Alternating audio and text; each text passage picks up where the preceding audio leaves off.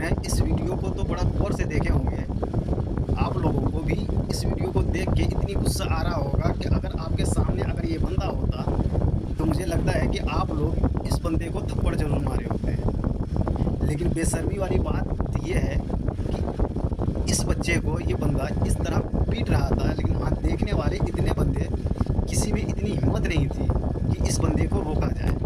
अब इसका मतलब समझो कि इस बंदे का दबदबा कितना है, ये बंदा कितने बड़े अपराधी है। अगर आम जनता होता तो उसको जरूर कोई ना कोई रोकने का प्रयास करता, लेकिन किसी ने रोकने का प्रयास नहीं किया। इस बच्चे को पीटा जा रहा था, लेकिन सब डर के मारे सब सिर्फ तमाशा देख रहा था। सोचो ये अपराधी कितना बड़ा अपराधी है, और इसका खौफ कितना है कि एक बच्चे को अगर पीट रहा हो तो खौफ के मारे कोई भी पब्लिक बचाने के लिए आगे नहीं आया। और अब काम है आप लोगों की कि आप इस वीडियो को शेयर करो ताकि इस बच्चे को इंसाफ मिले और इस अपराधी को इसकी औकात दिखाई दे। इसके खून में कितनी गर्मी है वो दिखाई दे। इसके खून कितना उबाल मारता है, कितने बड़ा पेटनर है, कितने बड़े अपराधी है, कितने बड़े गुंडा है, वो आप लोग इसकी औकात दिखा सकते हो सिर्फ एक शेयर करने से। और एक शेयर करने से इस बच्चे को इंसाफ मिल सकता है।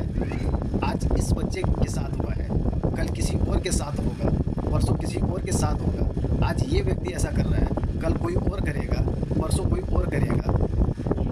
तो इन लोगों को रोकने के लिए, इन लोगों को अपनी औकात दिखाने के लिए अब सिर्फ इतना सा करो कि इस वीडियो को थोड़ा शेयर कर दो ताकि ये सरकार तक वीडियो पहुँचे और इसके ऊपर जल्द से जल्द कार्रवाई की जाए।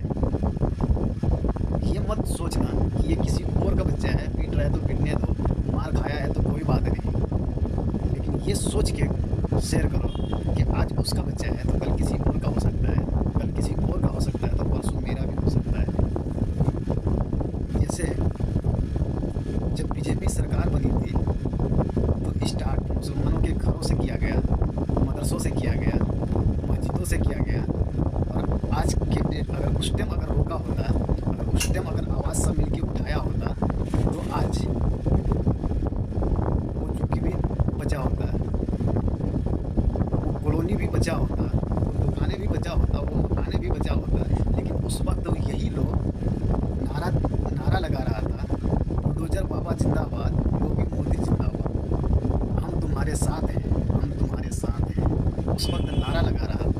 अगर यही लोग अगर उस वक्त ये नारा लगा देता कि ये गलत है, बुलडोजर का क्या काम है, जो भी कार्रवाई होगी, जो भी कार्रवाई होगी कानून के तौर पे कार्रवाई होगी, कानून सबके लिए बना है। बुलडोजर का एक्शन किस बात का, बुलडोजर रोका जाए, योगी मोदी आया। अगर ये नारा लगाया होता तो आज हिंदू की दुकान भी, हिंदू के मकान भी, हिंदू के बच्चे भी सब सुरक्षित होंगे। लेकिन यही मोदी जी जो इजराइल को बाप, अमेरिका को अपना आका मानता है, जो इन लोगों की गुलामी करता है, आज यही प्रधानमंत्री जी दामोदर नरेंद्र मोदी जी हमारे देश के जनता को अपने गुलाम बनाने की तैयारी में हैं। जानते हो साहब, मैं तो सोचता था, मैं यही सोचता था कि पूरा वर्ल्ड में अगर कोई गुलाम है तो वो पाकिस्तान है, अमेरिका का।